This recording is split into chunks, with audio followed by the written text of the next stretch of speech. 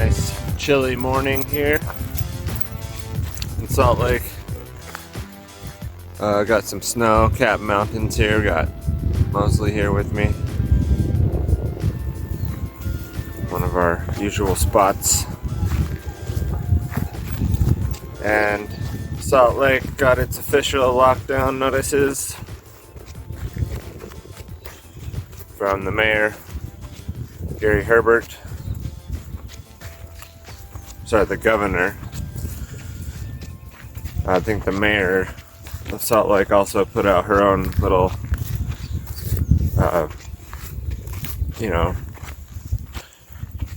lockdown notice. But it is sort of more of a soft lockdown. So it's interesting because they're not like making it a law or something or enforcing it. But, it's like a recommendation.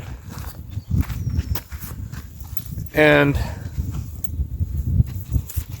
to clarify something I said in my last video, I was saying that the government and corporations are doing a lot of things to help people, and that's good.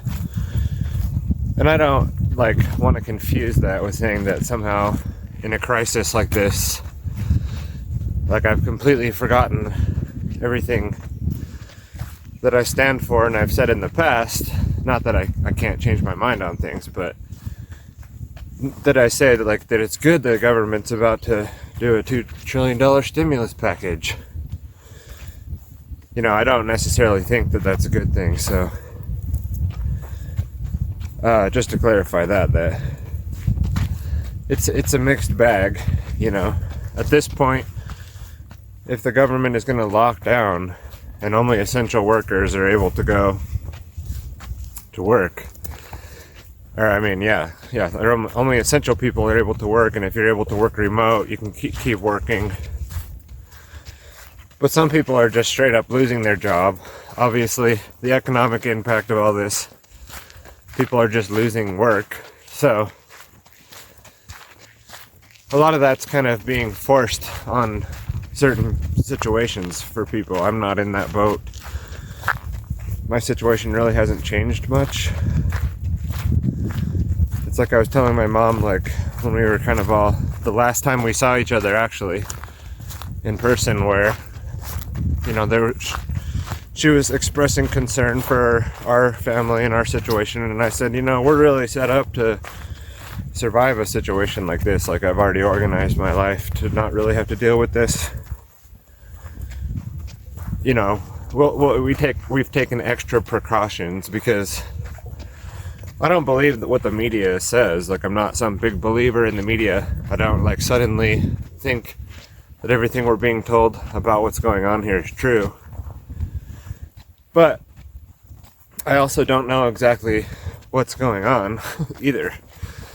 So whether there's a real virus sweeping the planet, or this is part of a tyrannical government test, or a globalist test, or a technocratic test, or all of these things to kind of get systems in place. There also could be things that people haven't even seen or discussed or thought about at this point going on. A lot of people are calling this the next 9/11, the whole sea problem.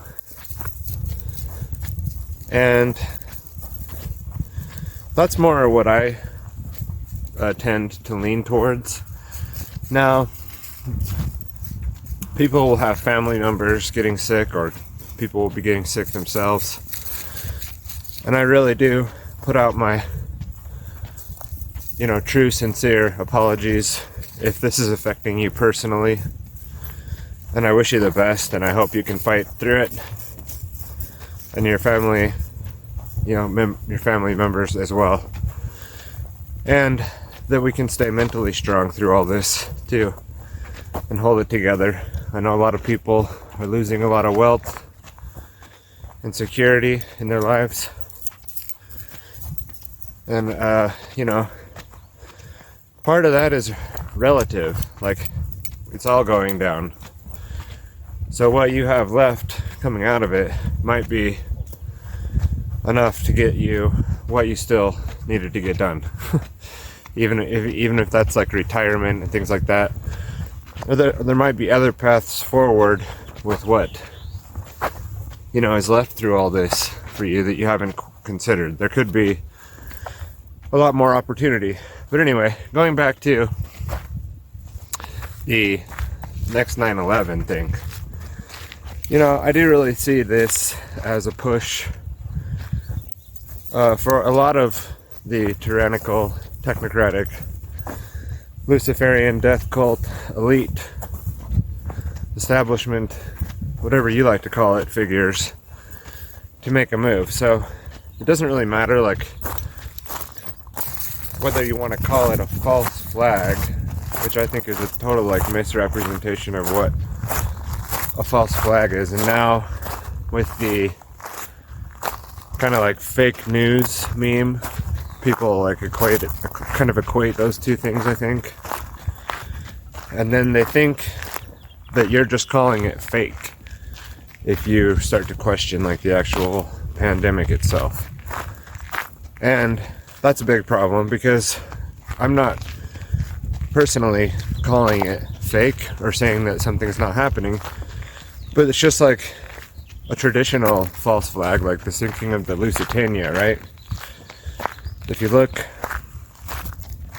it's pretty clear that the British, I wouldn't even call it like the British rulers or power, but like the power behind the throne in America and in Britain, in and around before World War I, had to have a reason to get people into the idea of kind of having some collaboration with Britain to go to war with Germany. And there were British and American passengers aboard the Lusitania, and if you go and look at Winston Churchill and Edward Mendell House, Colonel House, it wasn't a real colonel. Some of these people, it's unfortunate because most people won't know who that is. And we're not going to get into a history lesson here. But, Wilson basically admitted that Edward Mendell House was his controller. And let's just call Edward Mendell House an agent for a global cartel, or cartels that had, here's my leash that I dropped earlier walking by here, different interests in mind for the world than the average American person might understand or be able to comprehend today.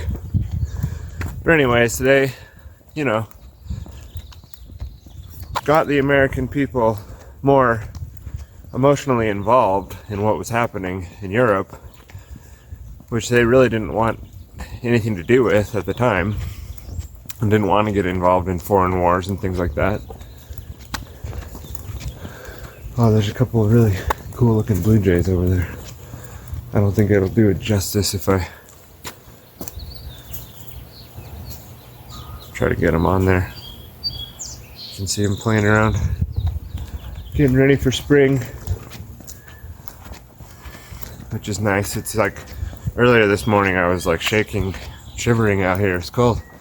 Had to get moving. But anyway, so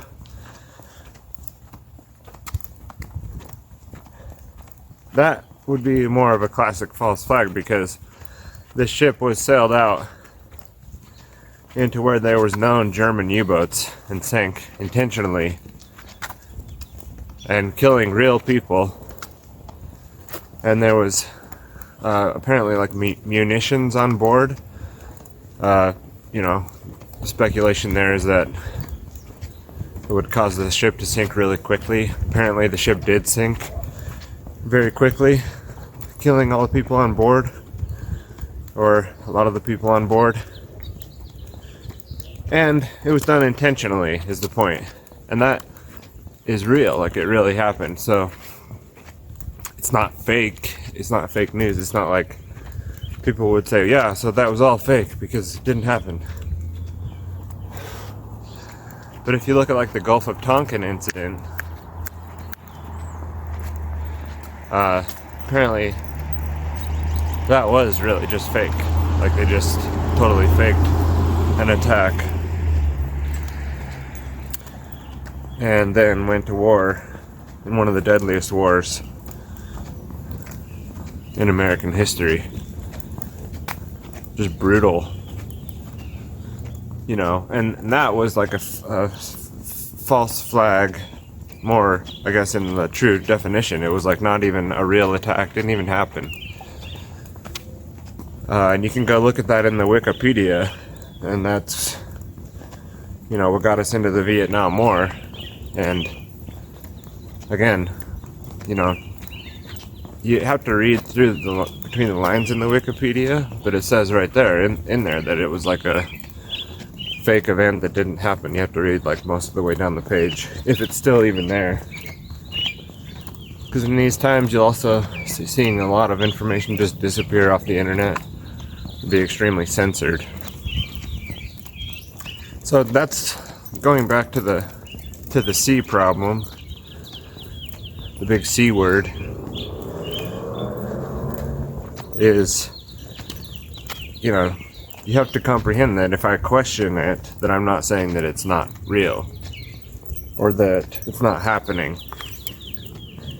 So I really do think, I mean, if you look at the event 201, that whole like study that was done, sponsored by like people like Bill Gates, who's a massive eugenicist, who wants to depopulate the world using vaccinations. And he's not just a computer guy. There's a lineage there. There's a family line of thought that has had effects, obviously, on the way that Bill thinks that the world should be operated. Not just him, but others. Like he's more probably just a puppet, like a showman, out to kind of convince you of the plans. And he's been seeding the ideas of everything that's going on now for a decade at least, and planning and getting the whole world ready for this next phase of things.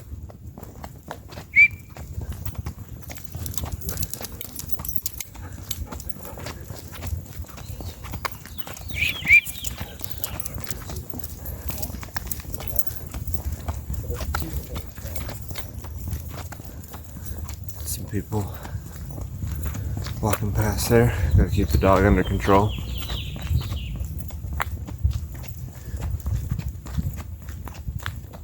Right, so now for people like myself who question things like vaccinations that are grown on aborted fetuses that have mercury and aluminum in them and seem to cause things like long-term related illness that could be very difficult to tie back to the vaccines. Luckily for the vaccine manufacturers, as well as, you know, immediate problems that ensue after people have like the MMR vaccine, that their child has the MMR vaccine, and can have immediate overreactive immune response or a hyperreactive immune response that causes inflammation in the brain, basically brain damage.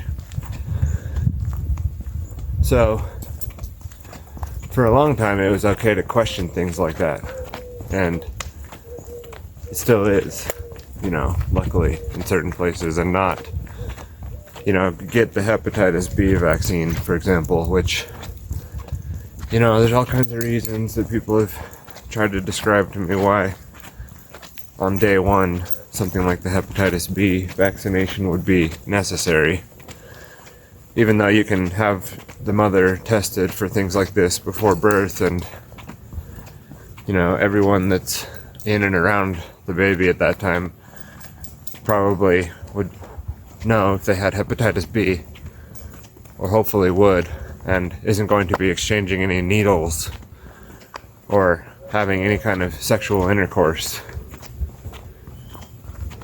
with the 1-day-old when they give you the vaccine that has like a really high amount of aluminum in it. So I think there's like 225 micrograms, where the CDC's recommendation on the toxic levels for aluminum is like 35 micrograms or something. So I'll put a couple articles out on the CDC site themselves on their own recommendations, and then what's actually in the hepatitis B vaccine, which we refused for our children here. But the point is that the pharmaceutical interests, who also happen to be largely in control of the mainstream media, are clearly going to use this to push vaccines, and mandatory laws are going to go more into place. Like with measles, there was a lot of propaganda recently about outbreaks and how the measles vaccine needed to be enforced in certain places, and then they kind of backed off, and in other places it actually like went through. But the precedent is being set, and the public opinion is being molded to where deniers are going to be much more socially pressured to go along with whatever the agenda is, and that's just one realm. So there could be many other realms. Obviously, the financial and economic impacts of this are major, I've been saying, and I think it's not just me. Obviously, it's pretty clear that the bubble that everybody was waiting for, or at least those that understand the bubbles and how the whole economic system work. And this is not me saying, Mosley, come here. Mosley, something wrong with this. With him. Let's see, come here. What's up? You don't like this? Take it off.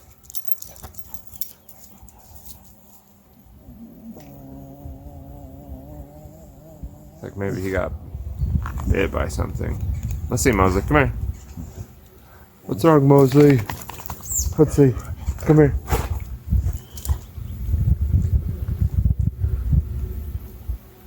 You okay? Oh, Mosley.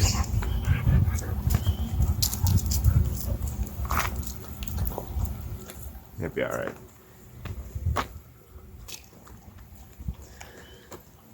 The point isn't for me to say, well, I was right because I was talking about this, but, you know, I did do some videos last year saying that we were right on the verge of an economic collapse, which you could say, well, everything's going to bounce right back. I mean, right now we're like right kind of in the shock of it still, where everybody's still super sort of hyper focused on the C problem.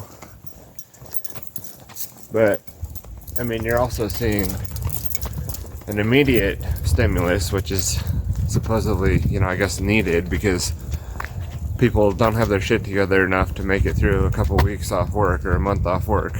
And I know that sounds like heartless, but the point I'm making there is just that maybe if that's true, you know, in your situation, then like we need to fix that problem moving forward. And this should be a big wake-up call that you shouldn't be relying on your paycheck and your 9 to 5 to get you through all times. Like there should be backup plans and then contingencies in place.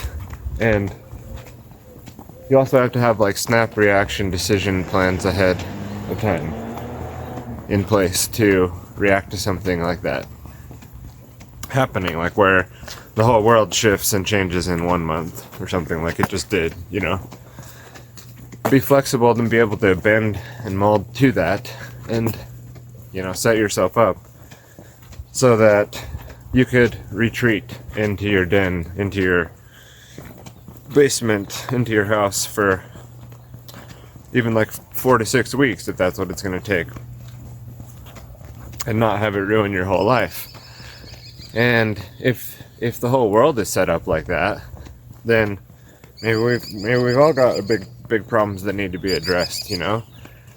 But as far as just, you know, people's attention right now seems to be on the C, but it's going to be on the G or the greens, you know, pretty soon. And it's April. People are going to have to pay their rents and their mortgages coming up. They probably for the most part will be able to, even if they had lost their job. But if you look into May, I think we'll see things really start to shift there when people still aren't paying their mortgages and rents, and the government's having to come up with more programs, because it's kind of like, it's going to start looking kind of like their fault that people are totally screwed over in one way, even though they'll kind of keep going, well, the virus, you know, we just had to do this because of the virus. But then in a lot of other ways, like, I think people will start to call bullshit, and then also just feel, I mean, you're going to feel frustration, aggression, right? The psychological term for it, where you're going to have to direct that frustration somewhere. Like, you'll see a lot of mental illness coming, I'm sure. But the point is, again, not for me to be saying, I said these things and that's cool because I was right, blah, blah, blah. It's more just to throw out another opinion, you know? It's important to question things, and I've not made up my mind about anything. You know, like, I think right now is a good time to start, like, the timeline of things, the way that I sort of operate with things like this. Even though this is big, and it's hard to not put our attention on completely, and research as much as possible right now, even if you're into that kind of thing. But, like the Las Vegas shooting, like, I would just start to maybe look at that now, because it's been enough time now that a lot of people have uncovered a lot of things. You could go and watch probably some really interesting YouTube videos and documentaries and find, like, things that have come out since then that would start to paint a better picture about what really happened, you know, or about the guy and what he was really all about and his history. And but at the time, if you remember, there was like all kinds of different opinions about what happened and different stories coming out in the news about what happened. And, you know, people probably don't even remember a lot of that stuff now. Like, looking back, like, most of the people that watch the 24-hour news cycle completely forget about a lot of these things a little bit after they happen and stop looking into them. But, you know, most people have been trained to not have a very long attention span, and then not go back and look and review something after the fact and look into it. And they've been trained that there's everything's just fake on YouTube and nobody knows how to put any information together. And that's not true. Like, people go through the time and effort of mapping things out, and they do a really good job. And you have to take in a lot of different opinions and theories about different situations. That's important. So I don't want to discount major problems that have occurred for people and the devastation that has gone on in people's lives from this virus and the real situation that's going on, like a global lockdown rollout, for reasons that we probably have no clue. Like, that's the thing. Even the people that are like, oh, it's totally this, it's totally that. Like, I understand how insensitive it sounds, and so I apologize for anything I've said that sounded insensitive for anybody that's being truly affected by this. That's not how I feel. I want to get through this. I want to help people get through this, you know. I work with people every day that are trying to get through this. And if one of those people was having a problem personally, and there was something I could do to assist, I would. And doing these videos is my way of, keeping a routine and showing people that, I'm still here working through these problems too, and the information and trying to understand what's going on. And so I'm not perfect either, but if you do, find yourself on hard times and need a door, reach out to me. Hit me up at tyler@tylerbloyer.com, and we'll talk, we'll chat, and we'll have a meeting if need be, and we can jump on Zoom. And if you don't know how to use that, that could be our first task, is getting you hooked up on Zoom or Discord. You can jump on some of these new applications. I have a Slack channel that I operate for family. It's more of like a family thing. So if you're in my family and you're watching this, or a close friend circle, I also have a Slack that I operate for like more personal updates and like birthdays, family announcements. But I think it's a good time to reconnect, open up new communication channels with people. And again, if you're affected in a financial way, or just need to kind of contemplate and brainstorm new ideas with something new that you're trying with this work from home stuff. I've been working from home for a while. I've operated different entrepreneurial businesses. I'm currently getting Within the Stones Media Network going, and I'll be training people on how to broadcast. These are my simple YouTube walk and talk videos, but there's quite a bit of technical hurdles with other things that you might want to do on YouTube or something, or Periscope. And if you want to learn how to broadcast yourself on these different platforms, or simultaneously do it even, I'm going to start putting together a small course on how to do that, and then meeting with people one-on-one and helping them through their technical hurdles with some of these things. So that's one way that I see that I can help here is, I know there's a lot of people in a transitionary period where they're trying to make something work that they've never done before. And it's not just like I'm going to help, or I could help you personally. Like, there's a lot of resources I could throw out depending on what it is you're trying to do too. And that's all it has to be. It's not like I'm trying to sell you something or going to try to get you to buy some service. Like, it's just really a legitimate call out to say that I understand and I've been there. And if you're watching this because you really had nothing else to do and felt like something was hopeless or something, like, that's just not the case. And I've said it before, I've been in positions before, I'm on the cusp of the millennial age, I guess, on the higher end of it. So I've seen some stuff that maybe the younger generations haven't been through. Getting pretty old. Not as old as Cassandra. I'm just kidding. I just like to give her shit because she's like 1 month older than me. But anyway, I guess the point of this video kind of got lost and it was a little bit all over the place. But yeah, we'll, at the same time, we'll work through this. And the people who want freedom and want to work for and strive for freedom in their lives and create prosperity and thrive in this world and want to maintain pockets of freedom, because at this point it's looking like, the clampdown, the kickback from Big Brother system, and the whole way things were going is coming, and it's here. The big clampdown, that I was kind of talking about with some friends before all this kind of started to happen, that I felt like things were getting like a little bit too quiet, and there was going to be a big clampdown. It seems like this is the clampdown time. This is the time when the whiplash or the repercussions of all of our ignorance and apathy towards being responsible in our own lives really comes back, and the chickens come home to roost, you know. The bankers call in the loans.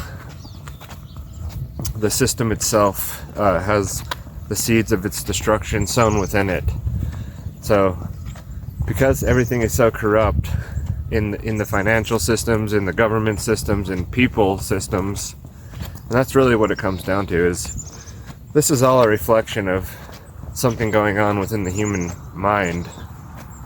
Like, yes, collectively here, and this is more of a general, broad, sweeping statement, that this whole crisis is exposing so many different corruptions within humanity in the way that we do things. And that's like hey, Jose, as within, so without type of thing, or as above, so below. As below, so above in this case, where